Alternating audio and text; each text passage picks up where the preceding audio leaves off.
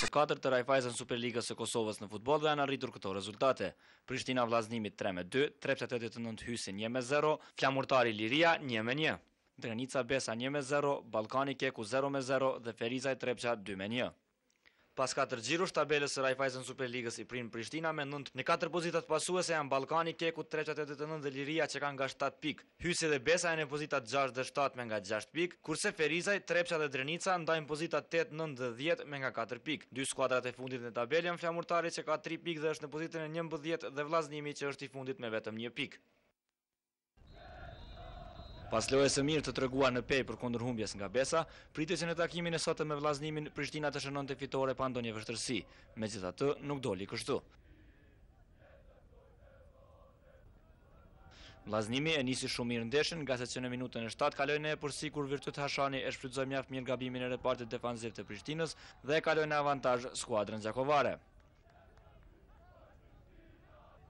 Pas këtij goli, Prishtina mori iniciativën në lojën e kërkim të golit të barazimit, gol i cili u arrit në minutën e 21 kur Taulan Dajaku shënoi me kokë. Me këtë rezultat edhe përfundoi pjesa e parë, kurse në të dytën u shënuan edhe 3 gola të tjerë.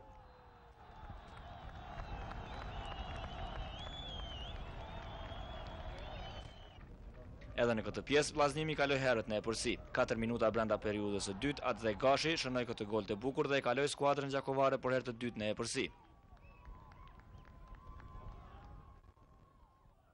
Më pas, Prishtina sërish u vu në ndjekje të rezultatit dhe arriti golin e barazimit ku shënoi Shërmsej Osmani, ndonse ai u shërbye me dorë nga Astrid Fazliu, gjë të cilën e pan të gjithë të pranishmit në stadium, përveç gjyqtarit kryesor Mentor Baliu, i cili e pranoi golin si të rregullt.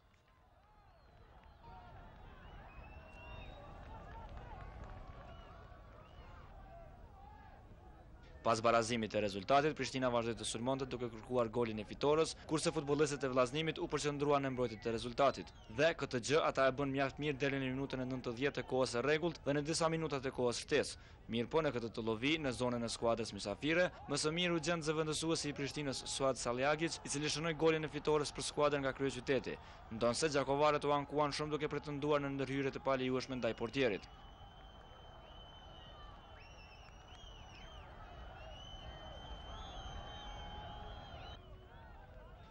Me njerë pas shënimit të golit edhe përfundoi takimi, në të cilin Prishtina arriti fitore shumë të vështirë se sa që pritej.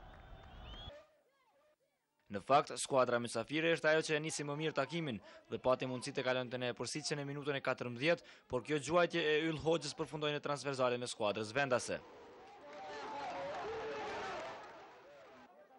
Edhe në pjesën e dytë Hysi pati një rast mjaft të mirë për të shënuar, kur në minutën e 69 futbollisti i ri dhe shumë premtues Festim Krasniqi depërtoi mjaft mirë, por gjuajtja e tij u ndal nga shtylla e portierit Manxholli të Trepçës.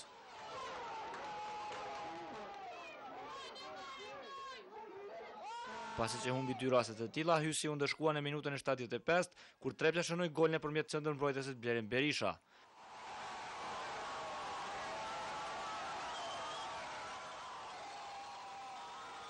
Shënimi i Berishës ishte vendimtar dhe Trepça 89 mori edhe një fitore me rezultat minimal 1-0.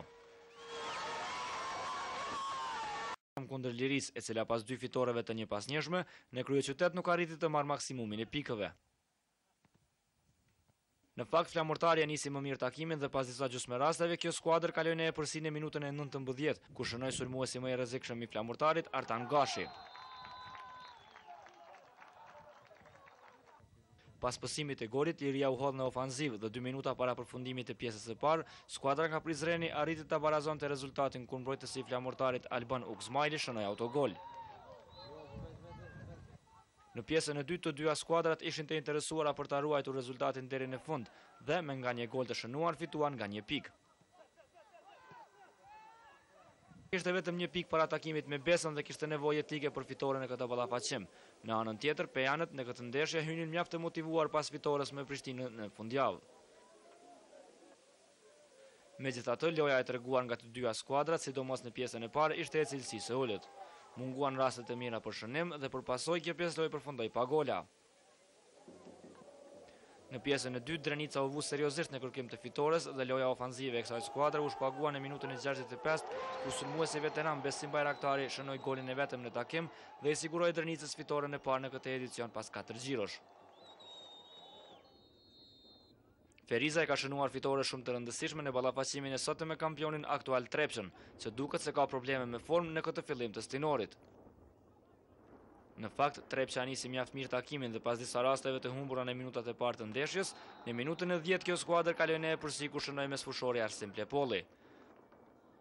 Në vazhdim, futbollistët e Ferizajt sulmuan në kërkim të golit të epërsisë, por nuk ja dolën se ta barazonin rezultatin gjatë pjesës së parë. Megjithatë, në pjesën e dytë ata shënuan 2 herë. Së pari në minutën e 56, kapiteni Sherif Topalli ishte ai që e barazoi rezultatin në 1-1. Ndërsa në minutën e fundit të takimit, shkupjani Ertan Hasan, ish sulmuesi i Prishtinës dhe Vllaznimit, debutoi në mënyrë fantastike në skuadrën e Ferizajt, duke asiguruar fitoren kësaj skuadre pak para përfundimit të ndeshjes.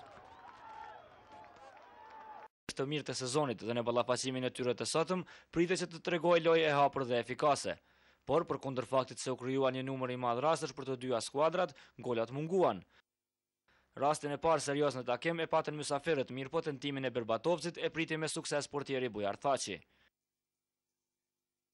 Ndërsa kapiteni i Ballkanit Driton Luli pati rastin më të mirë në ndeshje, kur qelloi tërthorzën e skuadrës mysafire. Deri në përfundim të takimit, të dyja skuadrat patën edhe disa raste të tjera, por nuk arritën ta konkretizonin asnjë prej tyre dhe ndeshja përfundoi pa gola.